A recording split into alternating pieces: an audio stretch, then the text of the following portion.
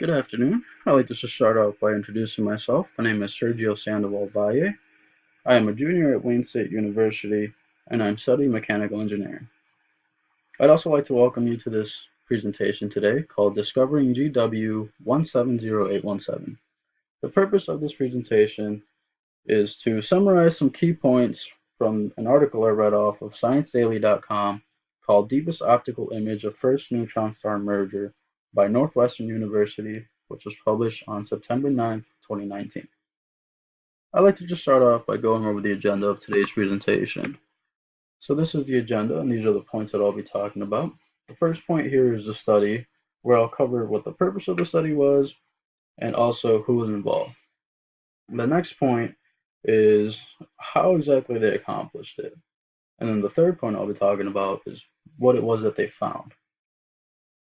So moving on to the first point here, the study. So what was the purpose? The purpose of the study was to construct the afterglow of GW 170817. Now GW 170817 was the name that astronomers gave the neutron star merger back in 2017 when it occurred. I'll just refer to it as GW from now on. But why was this important? Why did they want to construct this afterglow? Well, to begin with, the afterglow is the last bit of the cycle. So when the two neutron stars first collide, they emit a very, very bright light called a kilonova. After this kilonova starts to dim down, the remaining light is called the afterglow. And this afterglow is something that astronomers have not been able to capture yet. So this is why they set off on this study here to see if they can construct it finally. So who was involved? Well, Northwestern University was the institution that was in charge of this research party. However, Wen-Fai Fong was the head researcher.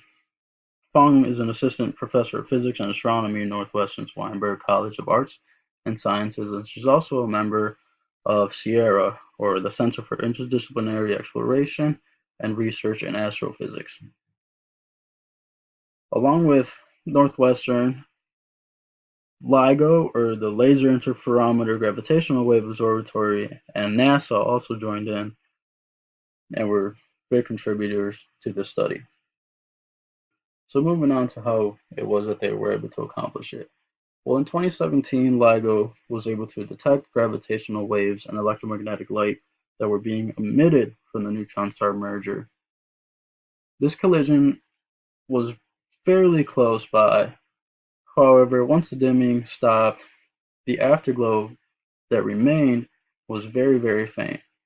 So they had to rely on the Hubble Space Telescope to detect this visible light, since the Hubble telescope itself is a very sensitive telescope and is able to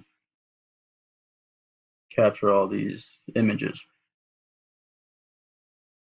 So from there, Fong's team was able to use the Hubble telescope to obtain the final image and the deepest observation to date. Over the course of about 8 hours or so, the telescope recorded an image of the sky from where the neutron star collision occurred.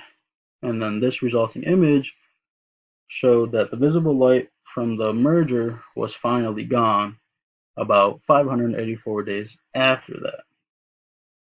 Once they had all these pictures collected, they had to go through a meticulous process of sorting these images and then removing the light contamination from the surrounding galaxy so that they could single out the neutron star merger itself, since that is ultimately what they wanted. So going on to what exactly it was that they found. So from this study, they were able to capture the most accurate and deepest optical image of GW's visible light afterglow produced to date. This led to the possibility that short gamma ray bursts may also be other neutron star mergers. Previously to the study, they just thought that short gamma ray bursts were just that, just cosmic explosions. However, after conducting the study, they were able to grab a new insight of how to look at these phenomenons, since the discovery of GW was done by looking at these short gamma ray bursts from a 30-degree angle instead of the traditional way of looking at it just head on. So in conclusion, just like to wrap up and go over the points that I talked about earlier. So the first thing is the study, which was to construct the afterglow of the GW 170817 neutron star merger. The next thing was how that they accomplished it. Well, they used the Hubble Space Telescope that conducted a meticulous process to single out the merger. And then what was it that they found? They were able to find the deepest optical image of a neutron star merger produced to date. And here's the references that I used. This is the article by Northwestern University, and I hope you found this presentation helpful, and I appreciate your time. Thank you.